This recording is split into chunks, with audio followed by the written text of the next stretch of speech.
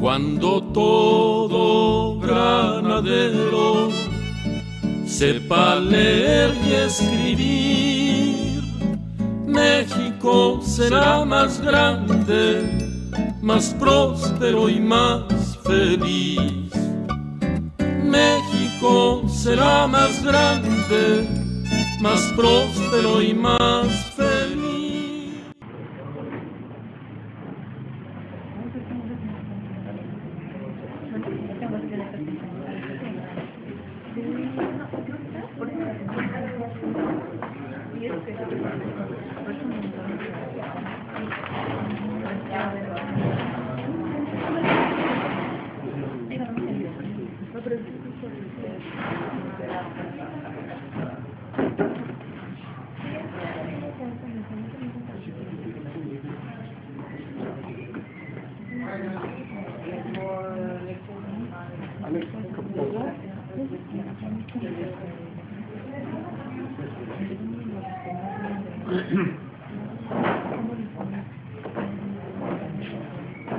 Compañero, el teléfono que nos seguimos Rubén Sarabia.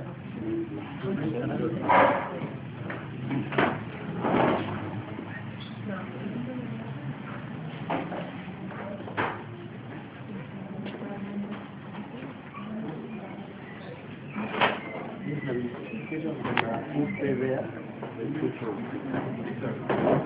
¿Te va a poner? Sí, vamos más.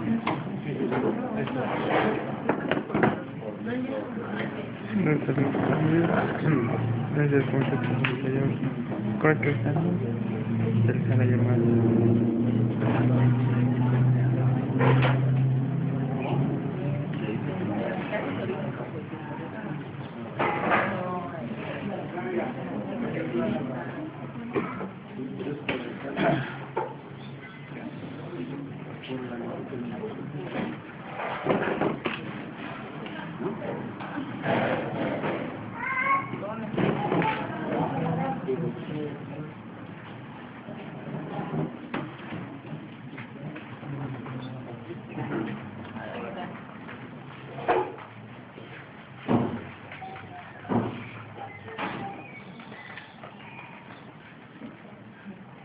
¿Estamos? Ya. Muy buenos días a todos. El Comité 68 por Libertades Democráticas ha convocado esta rueda de prensa a efecto de dar a conocer la jornada conmemorativa del 43 aniversario del 10 de junio de 1971 a través de quien habla, Víctor Guerra. Junto con aquí en la mesa está presente el compañero Francisco Cerezo del Comité Cerezo México.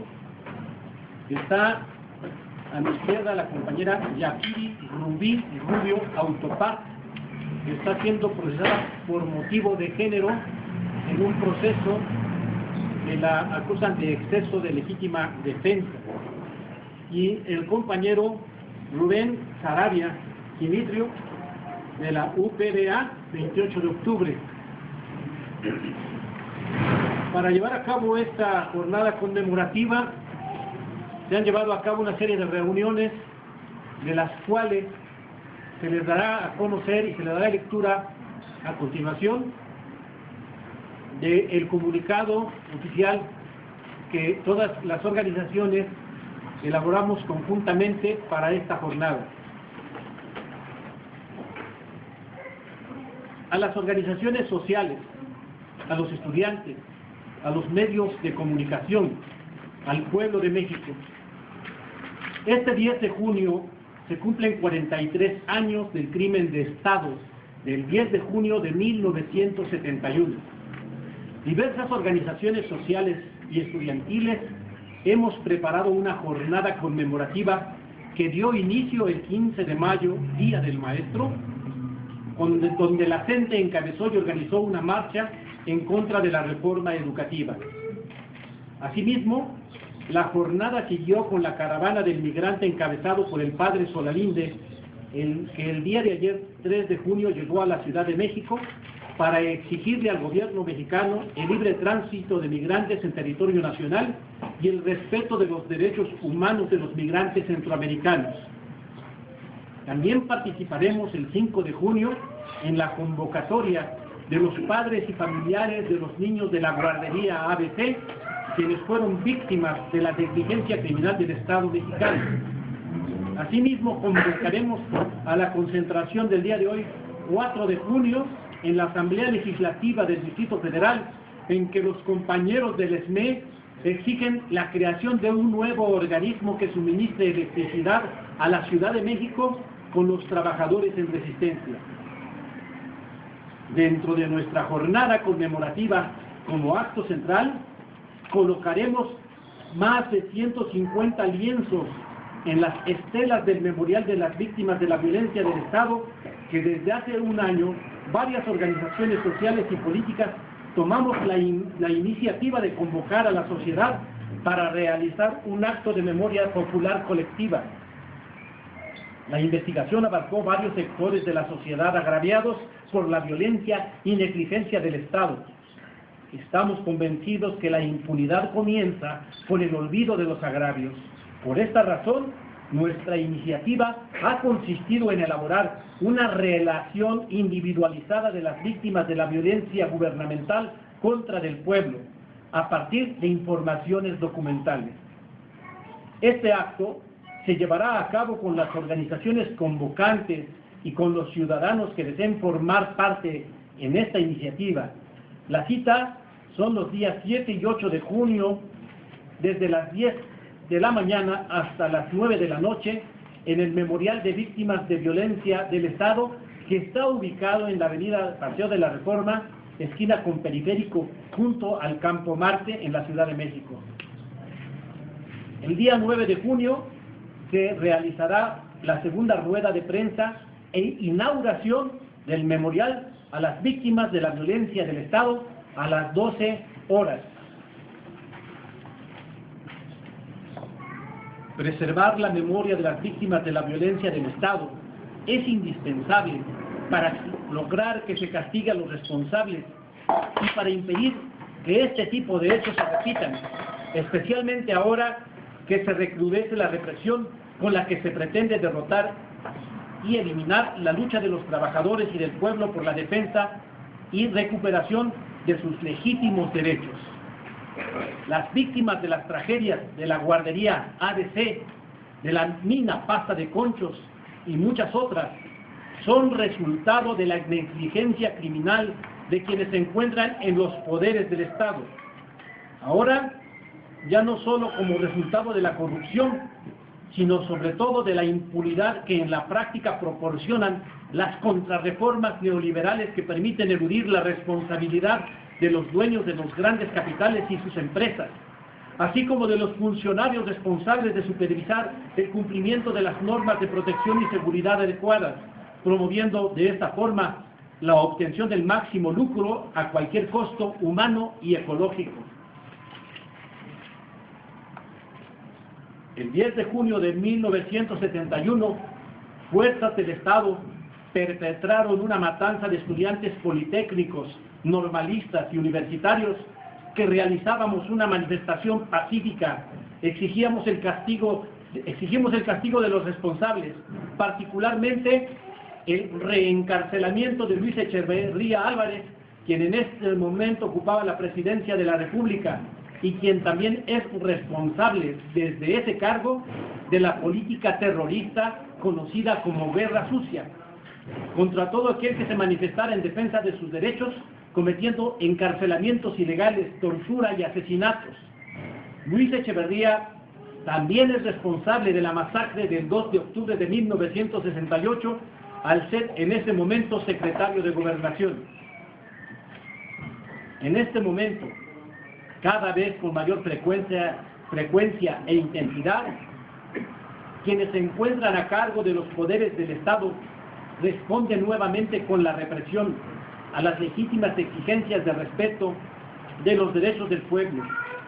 Lo hemos visto recientemente en San Bartolo Ameyalco y en múltiples manifestaciones en que han sido detenidas, cercadas, atacadas y encarcelado ilegalmente a los manifestantes.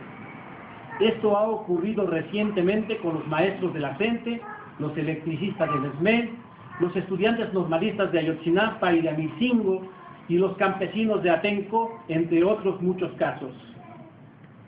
Es la manera como se está impidiendo se está imponiendo la política de despojo y privatización del agua, de la educación pública, de la industria eléctrica y de todos los derechos del pueblo que incluyen la soberanía nacional, el dominio y la propiedad de los recursos estratégicos, así como de la existencia de la nación misma que pretende ser destruida y anexionada por el imperialismo norteamericano. Es por eso que el próximo 10 de junio marcharemos del metro de la Normal al Zócalo capitalino, por lo cual exigimos al jefe de gobierno del Distrito Federal, al gobierno del Distrito Federal, que sea respetado nuestro derecho a manifestarnos, que sean respetados los derechos del pueblo, que cese la represión y el hostigamiento a los luchadores sociales. La cita es este 10 de junio a las 4 de la tarde, fuera del metro Normal. Llegaremos al Zócalo capitalino, donde realizaremos un mitin con la participación de varias organizaciones sociales. En esta jornada exigiremos al Estado mexicano que cumpla con las siguientes demandas: parar la guerra y la represión en contra del pueblo, solución inmediata al conflicto laboral y restitución de la fuente de trabajo a los compañeros del SME, reapertura de los procesos judiciales del crimen de Estado del 10 de junio de 1971, disolución del cuerpo de granaderos del gobierno del Distrito Federal y la Gendarmería Nacional, juicio y castigo a Luis Echeverría por los crímenes de lesa humanidad, alto a la criminalización de la protesta social, libertad a los presos políticos, presentación con vida de los detenidos desaparecidos, alto a las reformas estructurales, alto a la reforma educativa, libertad absoluta e incondicional a la compañera Yakiri, por una ciudad de libertades democráticas, por un país con justicia y dignidad, por una educación pública y gratuita, juicio y castigo a los culpables de la masacre del 10 de junio y del 2 de octubre. Firman, coordinación de la jornada conmemorativa del 43 aniversario del 10 de junio de 71, Comité 68, Coordinadora Nacional de Trabajadores de la Educación, Sindicato Mexicano de Electricistas, Congreso Popular y Social del Distrito Federal, Movimiento de Liberación Nacional, Unión Popular de Vendedores Ambulantes, 28 de octubre, Alianza de Tranviarios de México, Sindicato de Trabajadores del Transporte de Pasajeros del DF, Frente Nacional del Movimiento Urbano Popular, Jóvenes ante la Emergencia Nacional, Movimiento Proletario Independiente, Escuela Normal de Tenería, estudiantes de la UNAM, estudiantes del IPN, estudiantes de la UAM, estudiantes de la UACM, Comité Cerezo, Comité de Familiares de Detenidos Desaparecidos hasta encontrarlos, y Brigada Multidisciplinaria. Pues este es el comunicado que las organizaciones damos a conocer como parte de la jornada conmemorativa del 43 aniversario del 10 de junio de 1971. Pues ahora también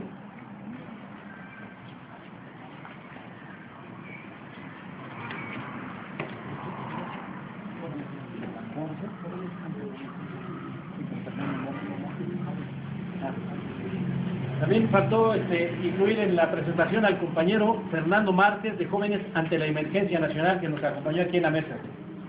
Bien, ahora bien, el Comité 68 de manera formal quiere hacer entrega al Comité Cerezo de un comunicado que dice lo siguiente: Comité Cerezo, presente, 4 de junio de 2014. Por medio de la presente le pedimos como organización solidaria y defensora de derechos humanos que monitoreen y sean vigilantes de que se respeten nuestro derecho a manifestarnos libre y pacíficamente en la marcha conmemorativa del 43 aniversario del 10 de junio de 1971, que se llevará a cabo el 10 de junio a las 16 horas saliendo del Metro Normal y culminará en la plancha del Zócalo capitalino. Sabemos que en estos momentos en los cuales se ha recrudecido la criminalización de la protesta social, el hostigamiento a los manifestantes, y se están elaborando protocolos de control de multitudes con el fin de mermar la participación política y activa de los ciudadanos, son necesarias las organizaciones como ustedes que defienden los derechos humanos ante las vejaciones de los cuerpos policíacos. Hacemos entrega aquí al compañero Cerezo, del Comité Cerezo, de este comunicado para que nos hagan favor de monitorear la marcha. Muy bien, entonces le damos la palabra al compañero Francisco Cerezo. Sí, bueno, la capacidad del Comité Cerezo para monitorear absolutamente toda la marcha es imposible. Lo que nosotros hacemos es monitorear, es decir, registrar las violaciones a derechos humanos.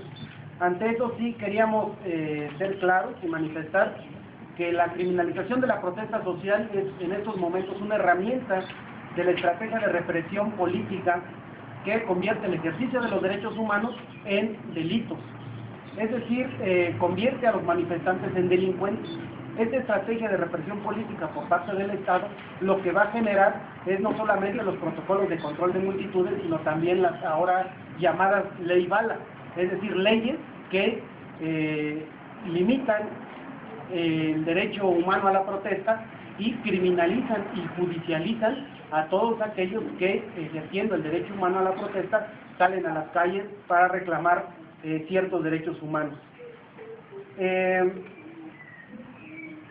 Las leyes bala no están enfocadas en derechos humanos, es decir, las leyes bala deberían de proteger el derecho a la vida, que es el derecho primordial. Sin embargo, están más enfocados en una construcción abstracta que le llaman paz pública. Es decir, ellos, el Estado, está mandatando a sus cuerpos policíacos para que en nombre de la seguridad, en nombre del derecho de terceros, como ellos llaman, puedan agredir, detener y encarcelar a los defensores de derechos humanos y a los manifestantes en general. Lo que sí queríamos denunciar es que se está dando una serie de mecanismos por parte principalmente del Cuerpo de Granaderos de la Secretaría de Seguridad Pública del Distrito Federal, que abona la impunidad, es decir, no solo no investiga y no sanciona a los violadores de derechos humanos, sino que inclusive niega cumplir la recomendación de la Comisión de Derechos Humanos del Distrito Federal referente a la manifestación del 1 de diciembre, donde dice que los policías que golpean, los policías que detienen de manera arbitraria, deben ser investigados, debe haber una investigación y deben ser sancionados. Inclusive, este tipo de leyes lo que va a hacer es proteger a los perpetradores de las violaciones a derechos humanos para que en la próxima manifestación puedan seguir haciendo lo mismo. También lo que hemos visto, hemos detectado a través de la documentación, es que los mecanismos propios de los encapsulamientos, por ejemplo, que comete la policía del Distrito Federal, es primero, de primera instancia, es encapsular a la gente para golpearla y que no podamos tomar fotografías o tener el registro, pero también, si ustedes recuerdan o ven más cuidadosamente, cuando hay encapsulamientos o cuando hay golpes en contra de manifestantes, lo que hacen los policías es ordenar que suban los escudos para evitar que se pueda fotografiar el hecho. Lo que hemos visto es una escalada, digamos, en la agresión en contra de las personas que nos dedicamos a monitorear, a registrar las violaciones a derechos humanos. Si ustedes recuerdan, en las primeras manifestaciones, los policías trataban de intimidar a personas comunes que estaban con sus teléfonos celulares, tal vez tomando fotos o videos, primero diciéndoles que eso no era legal, cuando en realidad eso es perfectamente legal. Segundo, empezaron a amenazar con que si lo seguían haciendo, los podían detener, lo cual también abona a la impunidad. Y en tercer, después de eso, empezaban a agredir directamente o detener a las personas que están ejerciendo un derecho, que es el derecho a defender los derechos humanos. no solamente fueron personas en general, después subieron hacia los periodistas independientes, ¿no? Todos aquellos que estaban fotografiando, filmando la represión, empezaron a ser víctimas y fueron detenidos de manera arbitraria.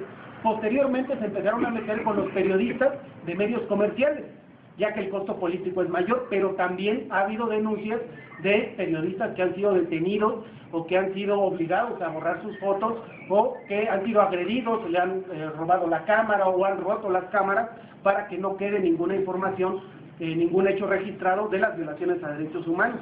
Posteriormente empezaron también a agredir a los defensores de derechos humanos de organizaciones independientes para evitar esa documentación y por último, en las últimas represiones masivas, incluso han atacado, han agredido a las personas que son parte de la Comisión de Derechos Humanos del Distrito Federal.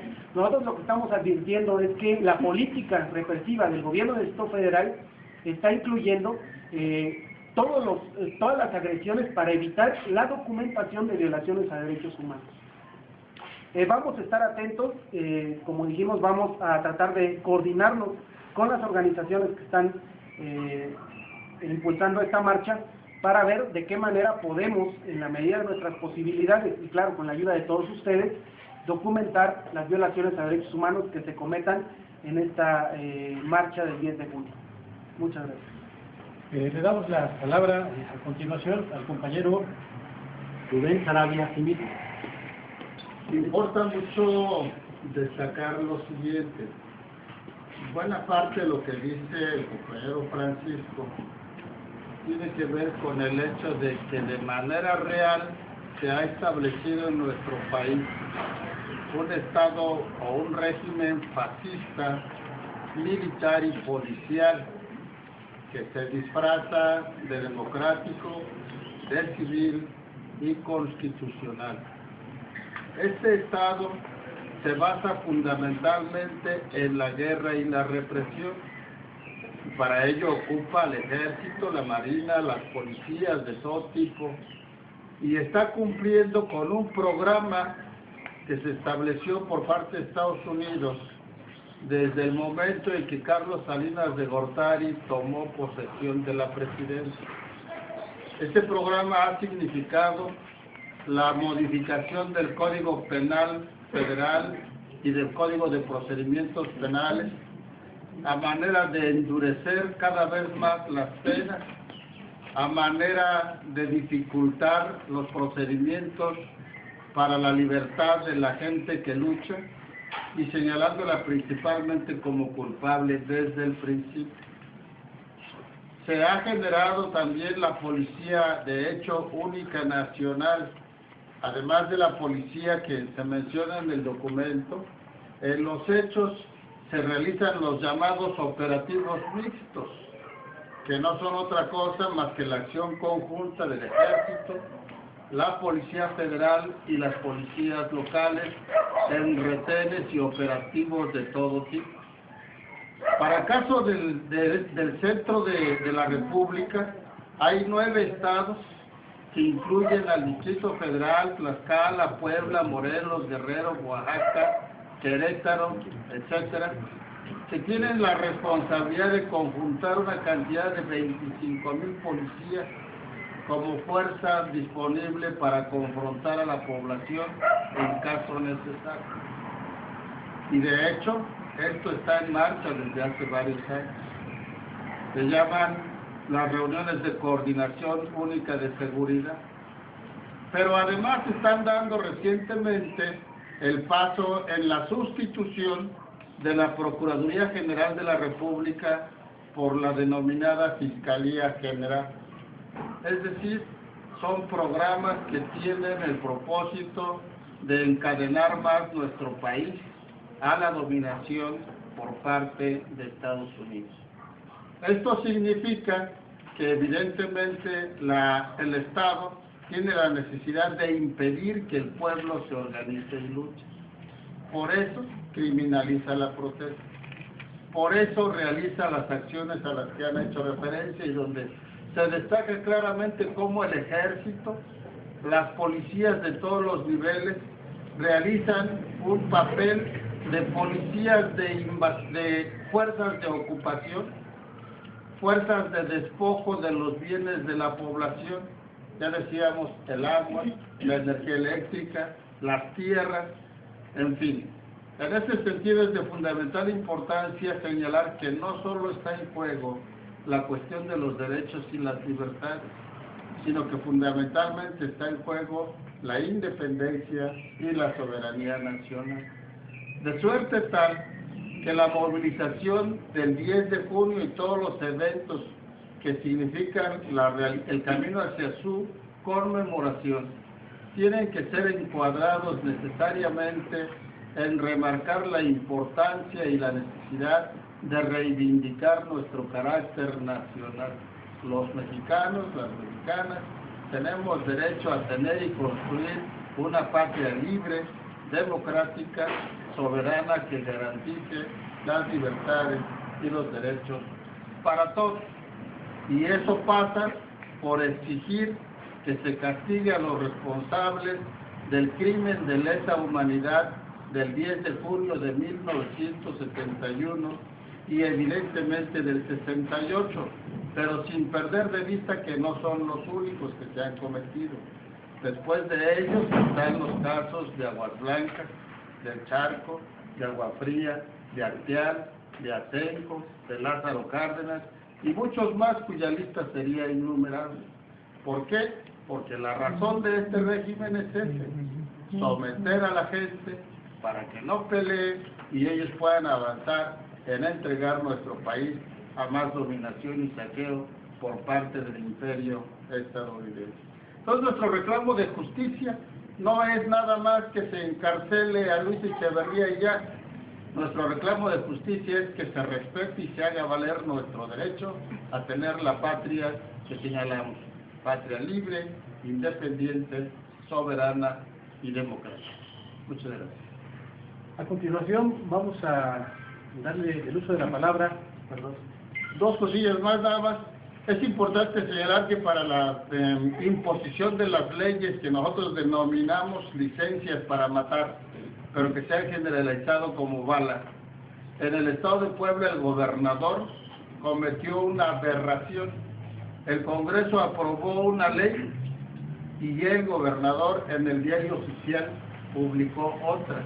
Es decir, el Congreso aprobó la ley que autoriza el uso de las armas de fuego para disolver manifestaciones, y la que publica el gobernador prohíbe el uso de estas armas sin hacer ejercicio del veto y sin respetar ningún procedimiento jurídico, y de hecho está pasando por encima de ese supuesto poder autónomo judicial en Puebla. Y la segunda cuestión es que, bueno, yo estoy sujeto a compurgar una sentencia que implica ahora, una sentencia de 124 años y medio. Estoy desde el 2001 cumpliendo condiciones extracarcelarias que se me impusieron y que se vencen en el mes de febrero del 2015. Para entonces tendría ya mi libertad plena. Pero el gobierno, para impedirlo, me ha vuelto a abrir otro proceso penal por supuesto despojo en el estado de Tlaxcala. No se ha deslindado de 5 amenazas de muerte que pesan sobre mí y que además está acercando a la organización 28 de octubre para realizar acciones de represión. Tiene, por ejemplo, un piquete permanente de policías federales, supuestamente para garantizar la seguridad, pero no contienen, por ejemplo, la venta del narcomenudeo, los robos. Ellos están parados y los rateros ahí despojando a la gente de sus cadenas, de sus teléfonos y demás. Entonces, en realidad están ahí para la cuestión de la preparación de la represión. Entonces, también, evidentemente, en el marco del reclamo de la justicia, estamos exigiendo que se respete, evidentemente, mi vida, pero que se respete el derecho y la libertad de los vendedores a la organización y la manifestación, y que también se cancelen las condiciones para que tenga la libertad plena e incondicional. Muy bien, ahora sí le damos el uso de la palabra al compañero Fernando Márquez, de Jóvenes ante la Emergencia Nacional. ¿No, compañero? Compañeros y compañeras, hoy estamos ante una situación de emergencia nacional. Las circunstancias nos obligan a actuar de manera consciente y coordinada. Estamos en un momento histórico en que nuestras libertades democráticas están siendo amenazadas por los gobiernos neoliberales, gobiernos fascistas, a los que no les importa sostenerse en el poder a base de fuego y sangre. Hoy, como hace 43 años, es necesaria la defensa de nuestras libertades democráticas. Nuestra generación y nuestras luchas no podrían existir sin esta generación a la que hoy conmemoramos. Estamos conscientes que la lucha que hoy enfrentamos, las y los jóvenes de nuestro país y el mundo, es cada vez más incierta. La aprobación de las mal llamadas reformas estructurales, el clima de violencia generalizado en nuestro país, la devastación ambiental, la ocupación militar y cultural de nuestro país, el desempleo y la creciente desigualdad social nos llaman a redoblar esfuerzos. Es por esto que, a pesar del futuro incierto al que hoy nos enfrentamos, las y los jóvenes ante la emergencia nacional asumimos de manera consciente y comprometida las demandas de juicio y castigo a Luis Echeverría Álvarez y la reapertura de los procesos judiciales de los crímenes perpetrados por el Estado el 10 de junio de 1971. Hoy, los jóvenes ante la emergencia nacional estamos impulsando la audiencia transversal sobre la destrucción de la juventud y generaciones futuras. Esto en el marco del Tribunal Permanente de los Pueblos, capítulo México, porque a pesar de que hoy conmemoramos 43 años de la masacre del 10 de junio, los gobiernos actuales siguen manteniendo las mismas prácticas represivas y autoritarias de aquellos gobiernos. Hacemos un llamado, pues, a los jóvenes de nuestro país a participar en la audiencia transversal sobre la destrucción de la juventud y las generaciones futuras, a realizarse los días 8 y 9 de noviembre, en donde juzgaremos al Estado mexicano por los crímenes cometidos contra el pueblo mexicano. Porque sin memoria no hay justicia. Por el rescate de nuestra nación, 10 de junio no se olvida. Gracias, compañero. Muy bien, tenemos todavía la participación de la compañera Jackie Rubio Autopart. ¿Perdón? Perdón. La participación de la compañera en esta conferencia tiene como objetivo que nos hable del problema de lo que es la violencia de género y la actitud del Estado mexicano ante este tipo de sucesos. Entonces, le damos el uso de la palabra a la compañera. Muchas gracias. Bueno, primero que nada, gracias por la invitación a participar y también al comité por haber integrado en una de las demandas mi caso y más que nada la legítima defensa y se habla más que nada pues mi caso ha sido algo que ha sobresalido, ha sido un caso en el que nos hemos dado cuenta de la injusticia que existe en este país, de que mucha gente se involucra, de que hay muchas irregularidades, ¿no? Hablan de la criminalización y pues también consiste en eso, consiste en juzgar mal, consiste en muchas cosas, ¿no? En que a las mujeres no se les otorga el derecho a la legítima defensa cuando nuestra prioridad es eso, ¿no? O sea, yo sé que en mi caso se ha desenvuelto y se ha desarrollado en muchas cosas fuera del Ministerio Público, del Procurador, simplemente que todavía a las mujeres no se nos concede eso, todavía no se nos otorga la legítima defensa, o sea, nos ponen, que nos dan a conocer, que nos dan a ver, que pues no nos podemos defender las mujeres, que si yo me defiendo, que si alguna de ustedes se defiende, pues se llama o exceso de la legítima defensa, o se llama ir a prisión, ¿no? a estar 60 años de cárcel. Mi familia y yo hemos estado luchando, hemos estado batallando para demostrar que se nos debe otorgar más que nada, porque no nada más es a mí, sino es a todas las mujeres, y así como debe ser. En el caso hemos pasado muchas cosas jurídicas, penales, y entre cómo exactamente criminalizan a la mujer, cómo no les otorgan los derechos que deben de ser, que no consiste en la legítima defensa, que consiste en no alzar la voz, que consiste en no participar en marchas, en estar dentro de unos comités institucionales, o sea, muchas cosas que todavía se deben de ver. Me invitaron y yo estoy muy agradecida con todos ustedes por estar apoyando en mi caso. Más que nada sigue un proceso, sigue una lucha, y bueno, nos damos cuenta que no nada más es lucha mía, que no nada más es una injusticia para mí, sino para todas las mujeres, ¿no? Porque desgraciadamente que no me otorguen la legítima defensa como debe ser, como es un derecho de todas las mujeres, de todas las personas más que nada, pues de ser así que no me lo otorguen, pues no me lo otorgan a mí, pues no se lo van a otorgar nunca a todas las mujeres. Entonces eso es lo que estamos peleando, es lo que estamos batallando, porque al menos esto ya se volvió fuera de una lucha social, una lucha de familia, fuera de un pleito, fuera de un escándalo, y se volvió algo político. Entonces, pues esa es la invitación, agradecer que me estén apoyando, y pues sí, más que nada luchar por la legítima defensa, y no un exceso, como ahora lo pintan, no un exceso que es difícil de entender, es difícil de comprender. A mí me costó trabajo entender que era un exceso, no se escucha, no es algo que se escucha muy a menudo, no es algo que se ve, que solamente eso sí se da en las mujeres, y es bien raro que también lo den el exceso, pero no debe ser así, no debe ser exceso, no debemos de conformarnos con lo que nos dé la justicia, o con lo que nos dé ese sistema que usa este gobierno. No se trata de eso, se trata de exactamente de aclarar y exigir nuestros derechos.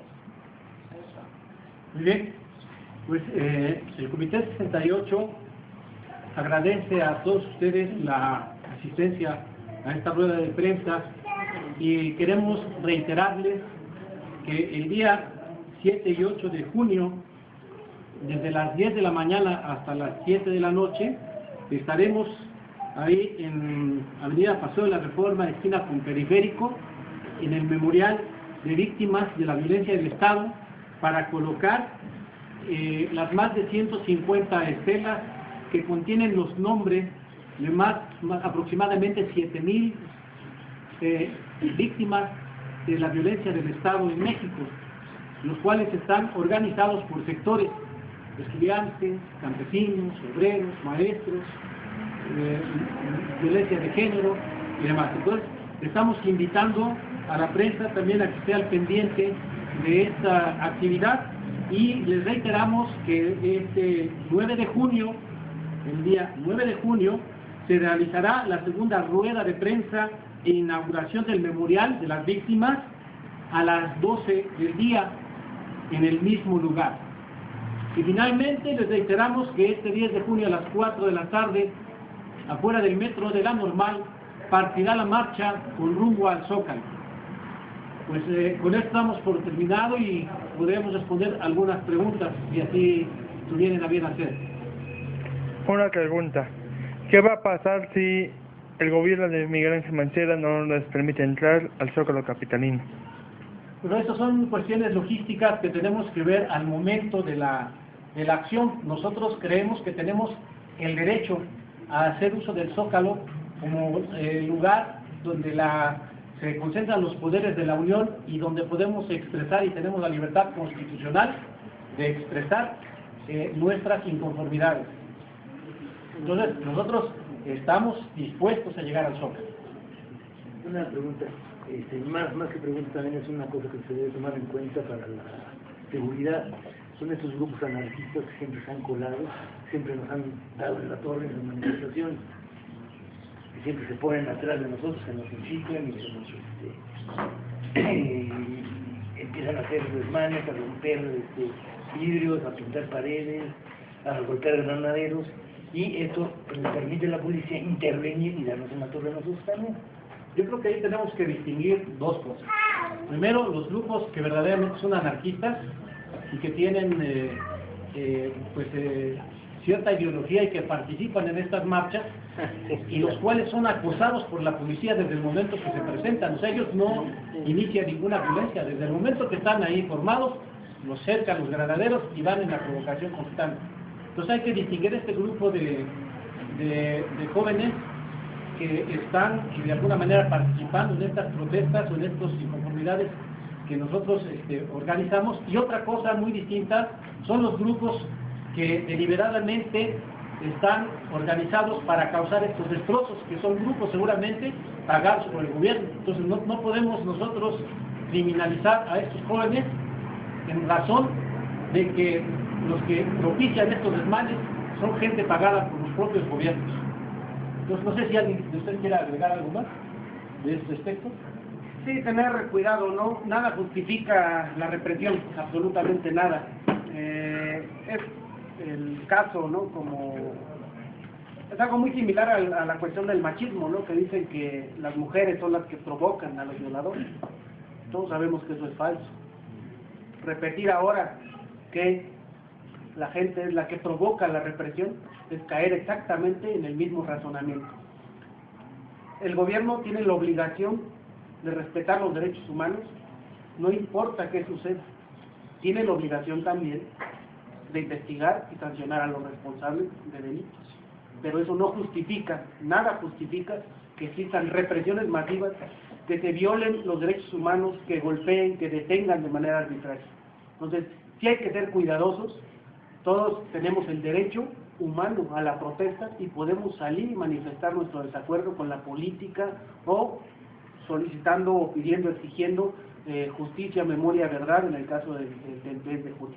Entonces, no caigamos tampoco nosotros en la misma criminalización de otros grupos u otra gente, porque pareciera ser entonces que los medios y el Estado tienen razón y acusan que ciertos grupos van para destruir la protesta, y eso realmente no es cierto.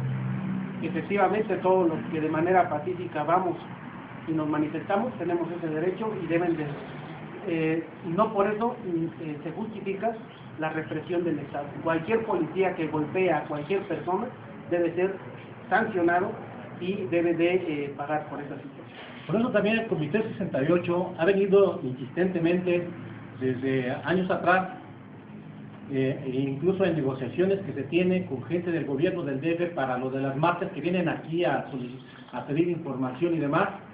Les hemos solicitado que en las marchas dejen guardados a sus policías, porque si no existen policías en las marchas, las manifestaciones van a ser pacíficas.